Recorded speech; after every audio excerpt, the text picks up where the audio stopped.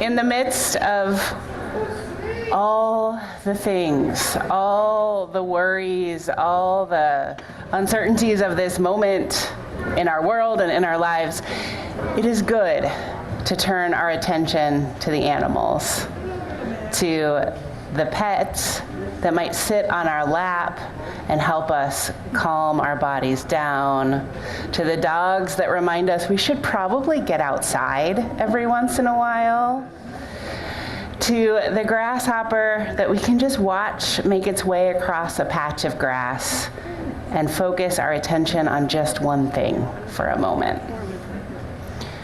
What a gift they are in our lives, and what a blessing it is for us to get to celebrate them today.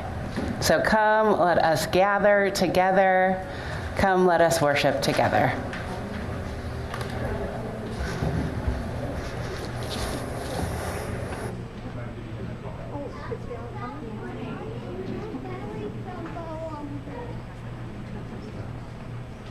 My name is Donna McClurkin, and I'm here as a member of the Sunday Services Committee. Welcome to all of you joining us for today's service, those in person, on Zoom, and later on YouTube. Today's our annual Animal Blessing, a celebration of the special bond we have with the more than human creatures that accompany us through life. Some are real, some imaginary, some linger in our memories, some feed us, some guide us. We're glad you're here today with your pets, your stuffies, or maybe you brought a photograph of a beloved animal to be blessed. Welcome.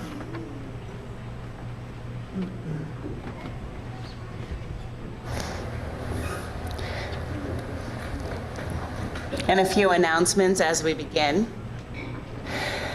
This is a service for all ages and all beings. So if you brought a smaller than you being with you here today, I invite you to keep track of them.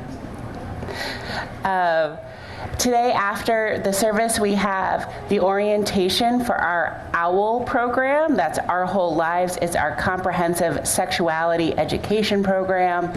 And this is the middle school offering. So if you are a family that is participating in that orientation, please go to room 19, the room at the top of the stairs, shortly after the service so you can have lunch and then be ready for the orientation to start. And the children and youth are invited to eat either in room 19 or they can go to the kids' room where they will be for the afternoon. Our bazaar is not too far away. That we continue to have sign-ups to make pasties, including next weekend. You can see that, save the date. And today is seems like it's gonna be a wonderful day for inside projects. So if you are someone who crafts or cans or does anything else like that, and would like to spend an afternoon with your friendship bracelets or your ceramics or whatever it is, your jewelry making, and set some aside for the church, that would be really, really lovely. Next Sunday is the kickoff to our religious education program for children and youth. And if you haven't registered your children and youth yet, you can follow this very subtle QR code on the back of your order of service. Even if you've signed up a million times before, we want to hear from you again and make sure we have all of our kids in the right classrooms and all of that stuff as we get started next week. Now, I invite you into whatever posture helps you sing your very best for our opening song. That's right, yes, and please rise in body or spirit or to sing together. That's right.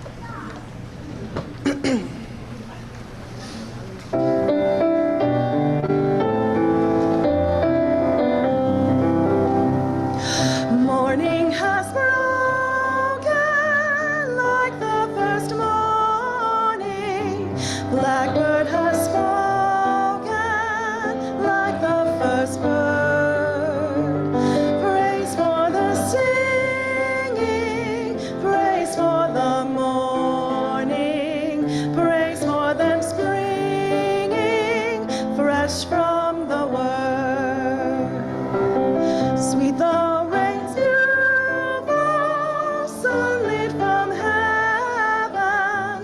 like the first dew fall on the first grass. Praise for the sweetness of the wet garden, sprung in completeness where God's feet pass. Mine is the sunlight, mine is the morning, born of the one light, Eden soft lay. Praise with elation, praise every morning, God's recreation of the new day.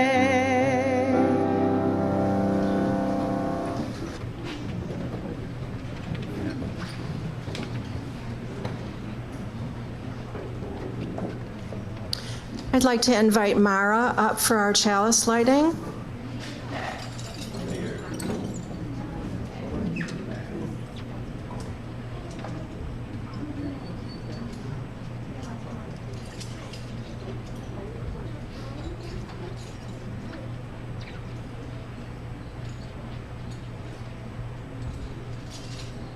We light this chalice, spark of the original fire of creation, to remind us that we all on this planet, the furred, the feathered, the finned, and the scaled, along with us featherless bipeds, we are all made of the same star stuff and all share a common destiny. We all share the same hopes of a life free from harm and suffering, and the same aspirations of happiness, love, and flourishing, being able to express our own unique natures and capacities as best we may. We are just that many diverse perspectives from which the whole is seen and experienced. We are inextricably intertwined, interconnected, and interdependent, and it is good.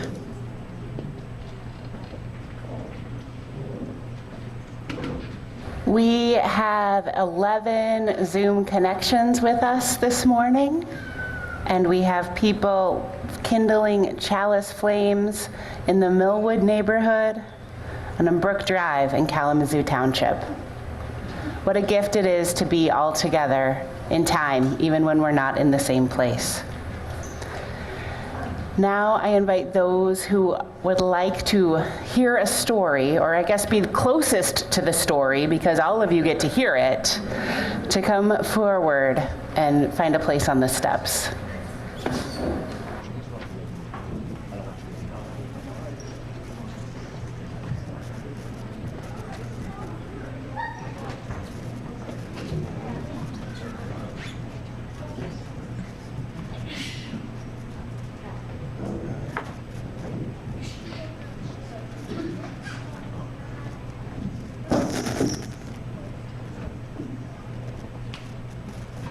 Who likes to play What Sound Does the Animal Make?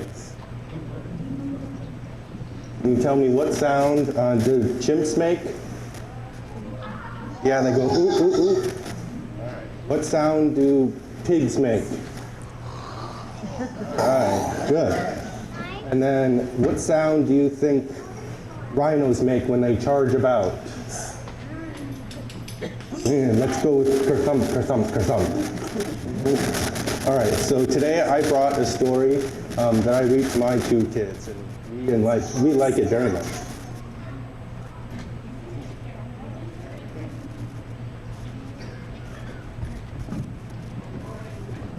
There you go, Sally. All right, so today I'm reading Daddy Lion's Tea Party by Mark Sparrow. One bright sunny day, Daddy Lion reached for his favorite teapot and smiled at the lion cubs. Today is the perfect day for a quiet little tea party, he announced. The three lion cubs looked doubtful. They liked big, noisy parties, not quiet little ones. Can we at least invite the chimps, they asked? Daddy Lion shook his mane. I don't think so, he said. Those chimps are always monkeying about. Ooh, ooh, ooh. Can we get an ooh, ooh, ooh?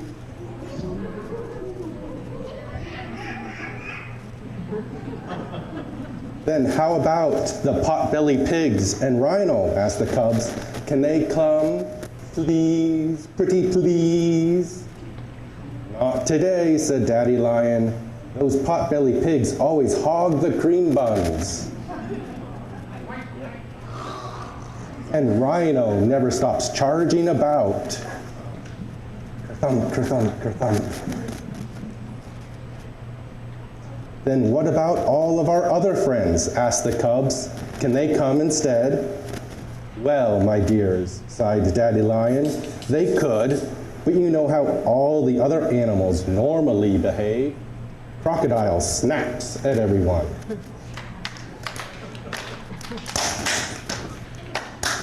Sloth only turns up when all the other guests have gone. And as for Skunk, that awful skunk, he always makes the whole place stink. You. So it was decided Daddy Lion and the Lion Cubs would be at the tea party. Wouldn't that be nice?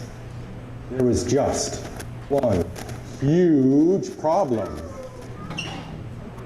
Elephant, who is all ears, overheard the whole thing. He whispered, did you know Daddy Lion is having a tea party and none of us are invited? Ostrich, for quite silly reasons, was only half listening. When she shook the sand from her ears, she told the parrots, who were all talk, what she thought she heard the elephant say. The parrots flew high overhead, squawking, Daddy Lion is having a tea party, and we're all invited. Just as Daddy Lion lifted up his favorite teacup up daintily to his lips, the Lion Cubs let out a mighty cheer. Yippee! For there stood all the animals ready to join in on the fun. Well, said Daddy Lion, now that you're here, you might as well all sit down. But remember, this is a quiet little tea party, so please be on your best behavior. They all sat down as nicely and as politely as they possibly could. No one hogged the buns or monkeyed about. Just when the Lion Cubs thought things were a little too quiet, Ostrich nudged Daddy Lion. She said, look, everyone is staring at us. Who could it be? Zoo visitors, muttered Daddy Lion.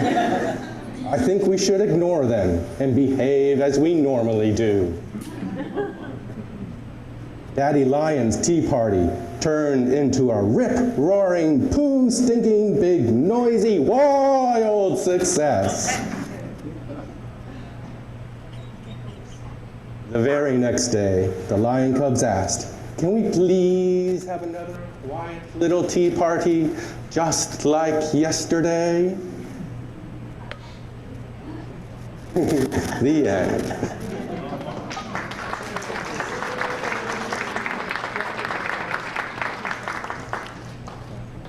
So who has been to the zoo? All right. You have been? All right, Sai, can you tell me one of your favorite animals? You like the elephant? What's your name? Valerie? What's your favorite? You like the snow leopards. Okay. What's your favorite animal? The giraffes. Okay. And Catherine? I like the meerkats. The meerkats. Cool. And Mara? You like the dolphins. Okay, one more. Is it Gigi? Yeah, what's your favorite animal? You like the zebras. All right, cool. Cool. All right, well, thank you all for coming up here and sharing this story with me. It's time to go back to your seats.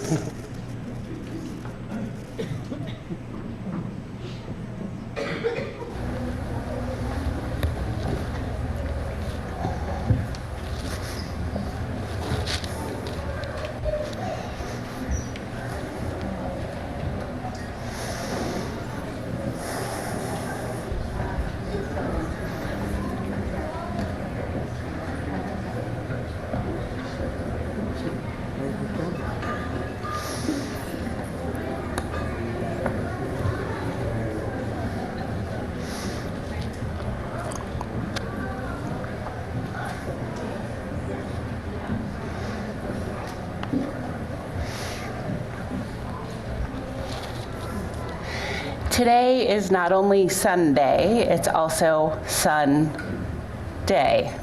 It's a special day to celebrate solar power and other sustainable sources of power. There's festivities happening all over the country and all over the world. And so in that spirit, as we get ready for our offering, I wanted to celebrate our solar panels here at the church. So they're hard to see. They're on the top of the newer part of our construction. So the best way to see them is to go to the playground back here. It usually even helps if you climb up into the structure. Or we have a picture of them in the hallway by the bathrooms in the entryway. And those have been there for about 5 years now, and we produce 40% of our energy from the sun here, which is 22 to 23,000 kilowatt hours a year, worth over $4,000. And we had those installed in this partnership with Helios that cost us nothing up front. And so it will cost us about $40,000 to purchase them. File that away. We might be hearing about that later. But they are one of the ways we live our values here. People who figured out how to work with 5 years ago tax structures and local businesses and all of that to try to make us closer to who we say we want to be. And that is a gift. So this is the moment where I invite you to continue to be the generous people that you are. The offering will now be received.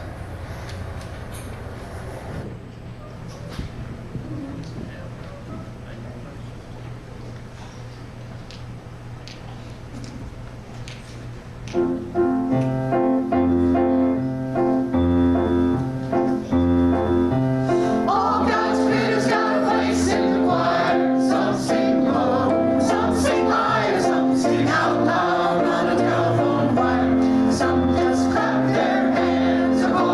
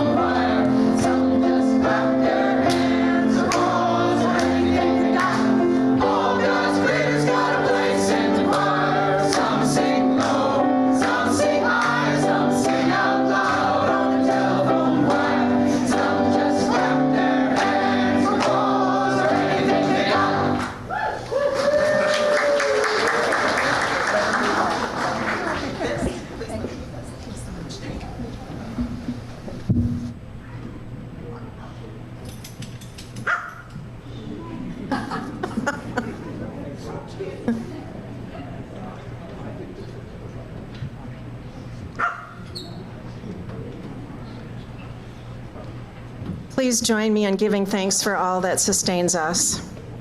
From the countless gifts we each have been given, gifts of life and love and sustenance, we bring these small portions to share in the works of love which none of us can accomplish alone.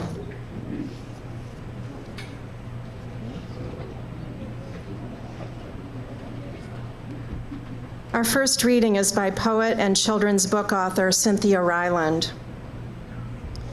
God went to India to see the elephants. God adores elephants. He thinks they are the best thing he ever made. They do everything he hoped for. They love their children. They don't kill. They mourn their dead. This last thing is especially important to God. Elephants visit the graves of those they loved. They spend hours there. They fondle the dry bones. They mourn. God understands mourning better than any other emotion, better even than love, because he has lost everything he has ever made. You make life, you make death. The things that God makes always turn into something else, and he does find this good, but he can't help missing the originals. Our second reading is by Elliot Schreffer, who writes fiction and nonfiction about animals for children and youth. This is from the introduction to his book, Queer Ducks and Other Animals. As I visited schools for my books, I often get asked by teachers, not kids, whether my books are arguing that animal lives are more important than human lives. I've always been a little baffled by that question. I've never said such a thing. I just said that I thought animal lives were worth caring about, and that we should seriously consider modifying our behavior when that behavior does harm to them. But the question I got had an assumption beneath it that care given to animals means less care left over for humans, and that it is therefore immoral. I emphatically disagree with that assumption. I don't think caring is a limited resource.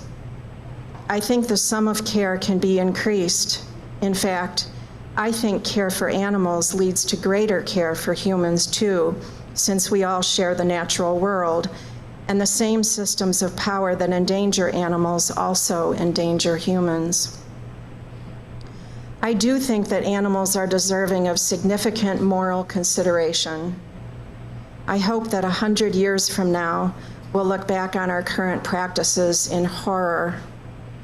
We currently farm and kill 10 billion land animals for food each year in the United States, in horrific conditions that it's often illegal to film or report on because the powerful agricultural lobby doesn't want us to see what goes on inside.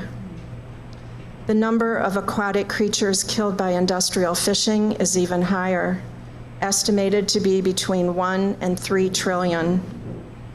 We will one day wonder how 21st century humans, us, could have let that happen.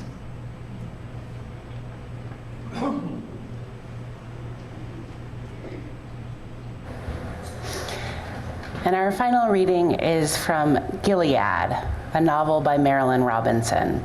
And this novel is in the form of a letter that a dying elderly Congregationalist minister writes to his 7-year-old son in 1956, written so that one day the boy will know something about his father's life.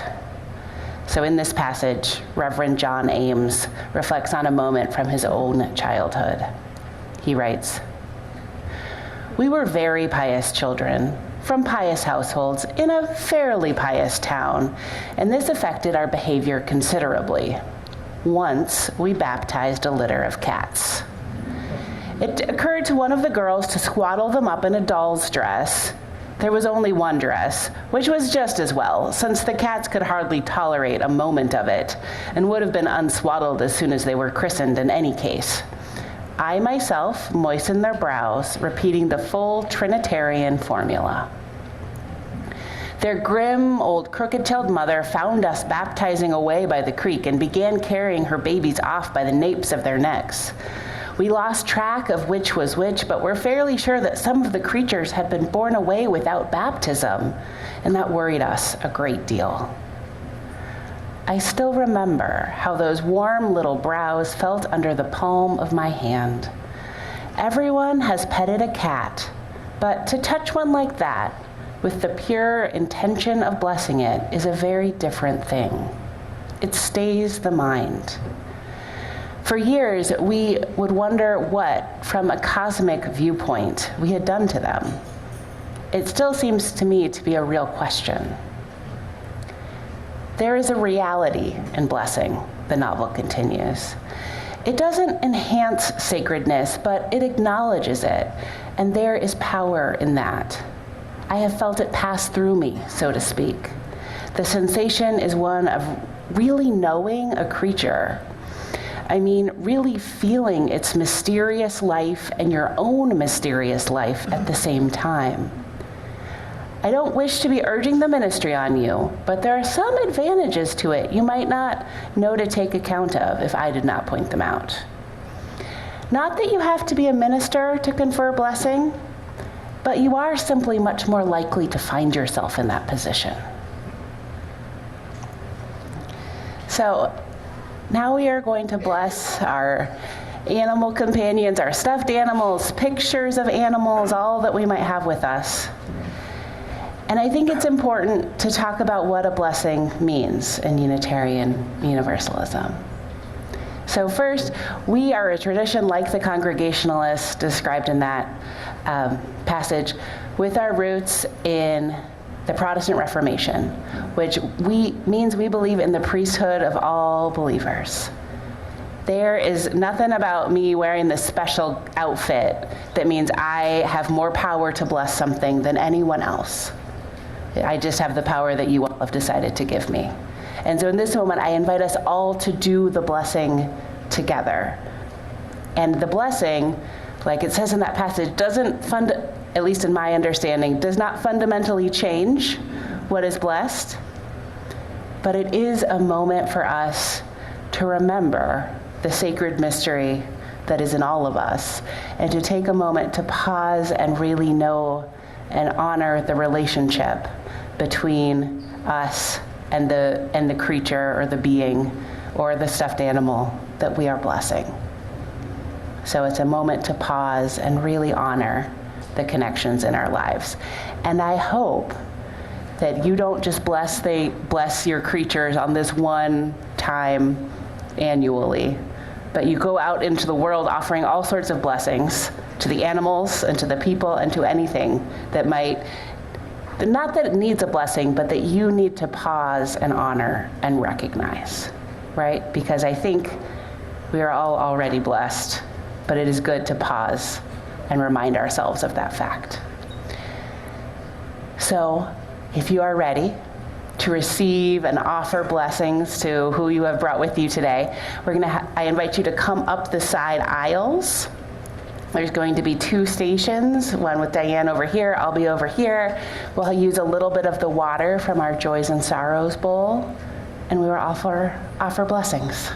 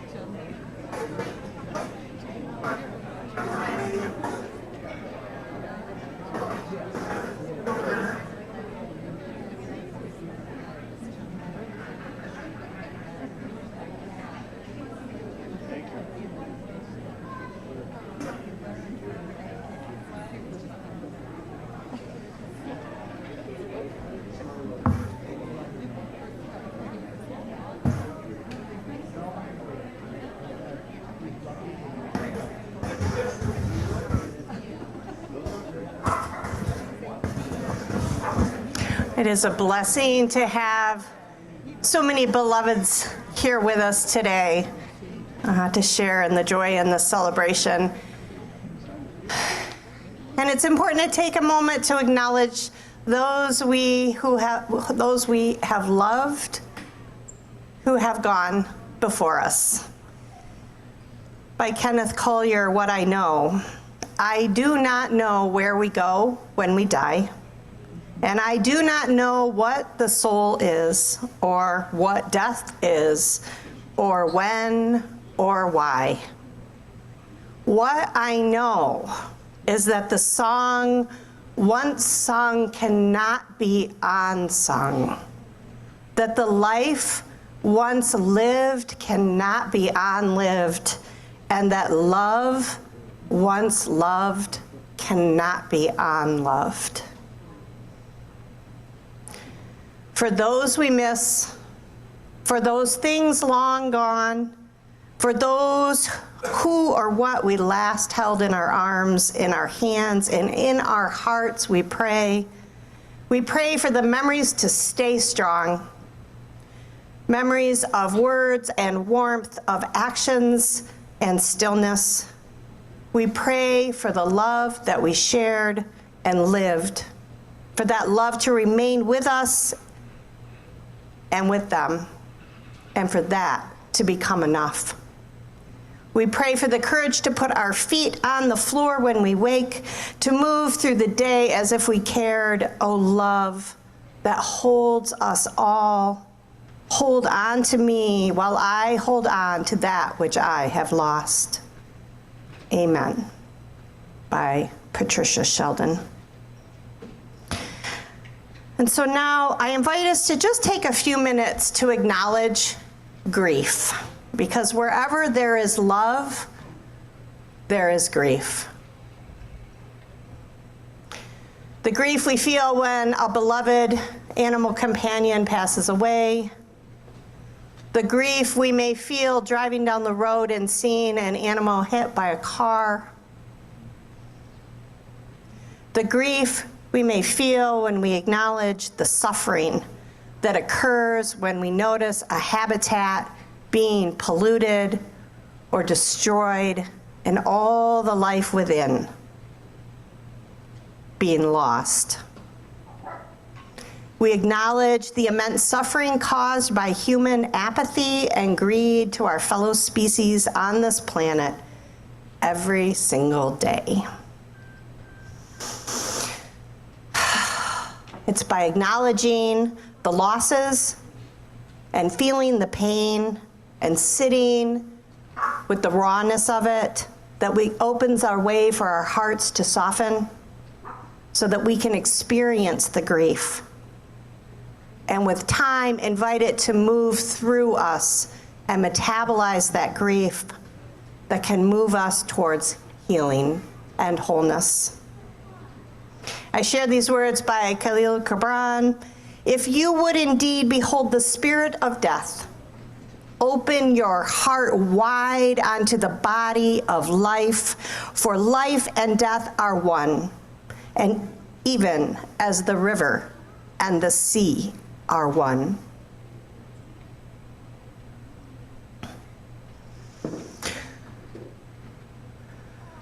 So at this time, I invite you, if you would like to light a candle to acknowledge grief for an animal that has passed or an ecosystem, for all those who suffer.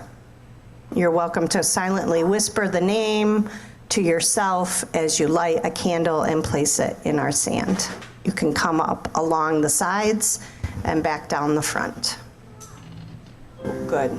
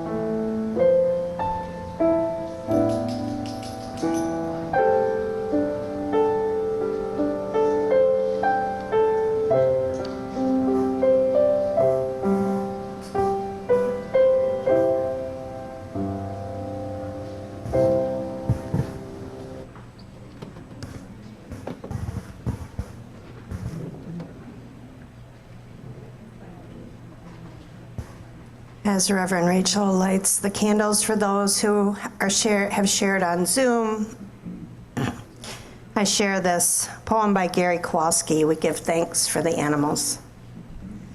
We give thanks for the animals who live close to nature, who remind us of the sanctities of birth and death, who do not trouble their lives with foreboding or grief, who let each moment come and go as it passes, and accept each new one as it comes with serenity and grace.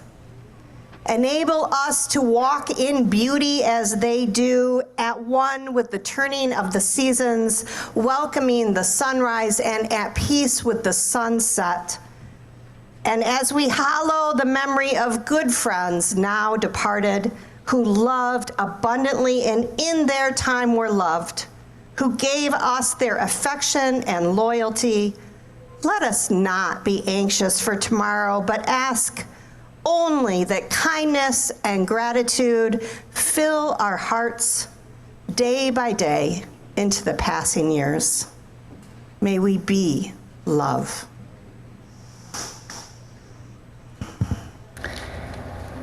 And now we are going to close the animal blessing portion of our service with a responsive reading. Congregation, your part is we offer our blessing. So Diane and I will speak. When we make a very obvious pause, you respond with, we offer our blessing. Surrounded by the animals we love, we remember with gratitude the pets, protectors, and animal companions who have blessed our lives. We give thanks for our childhood pets who taught us to love and to cry. We give thanks for children's pets who teach them responsibility and relationship. And we give thanks for the pets who brighten our days and comfort our nights. We offer our blessing. Surrounded by our beloved pets, we acknowledge that many animals experience pain and suffering, and we vow our aid and help to those in need whenever we can. And we offer our blessing. Surrounded by animals we love, we know that many animals contribute to our lives. We give thanks for all those animals who help us. Worker animals who guard us and find our loss and guide the blind. The animals who provide us food and clothing, who tote our burdens and entertain us with their antics. And for animals who give their lives to help us learn. We offer our blessing. Spirit of life, help us to remember that we live and work and love among the animals. Help us to love them and care for them and protect them from harm, and to thank them, especially when we use their lives for ours. In this morning, we ask for blessings for these animals who are the companions of our lives. Hear our outpouring of love and gratitude for them, and help us translate that love into gratitude for all creatures. We offer our blessing. We bless these animals we love. We pledge to care for them tenderly and faithfully, and to remember that we are not alone on this earth. We are all connected. Amen.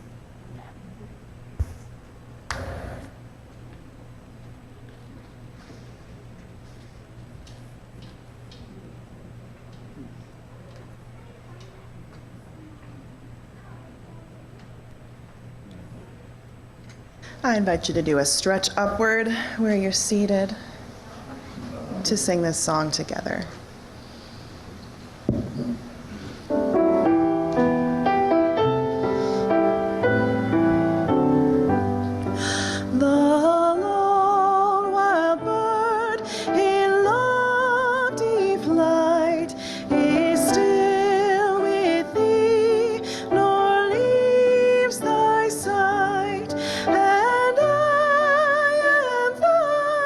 I rest in thee.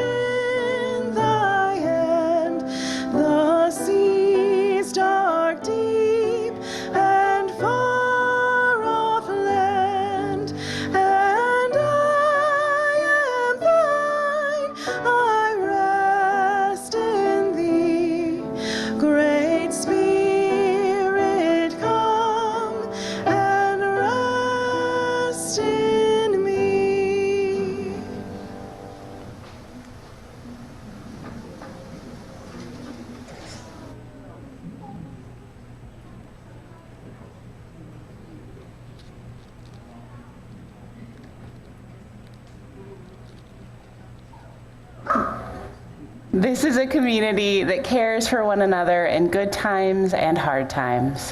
One of the ways that we do this is we take time when we gather to lift up the joys and sorrows and other milestones in our lives. So if you have something you wish to share with our gathered community this morning, if you're with us on Zoom, please type it into the chat box. If you're here in person, please come forward, place a stone in our bowl of water, and if you choose to speak, speak briefly and remember to tell us your name. And now I place a few more stones in our bowl for all of the joy and sorrow we're holding quietly in our hearts today, the joy and sorrow in our wider community and our wider world.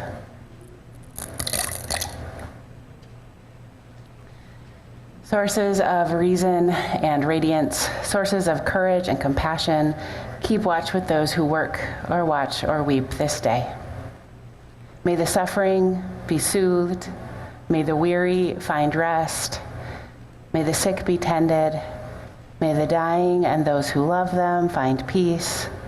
May the joyous be shielded. And may all of us know we are wrapped in a love that surrounds us always, a web that connects us to all that exists.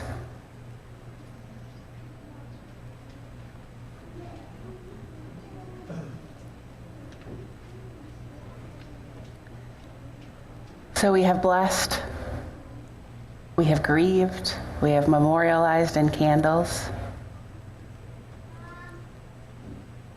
And now I invite us all to go out in joy. So let us go in peace and go in love.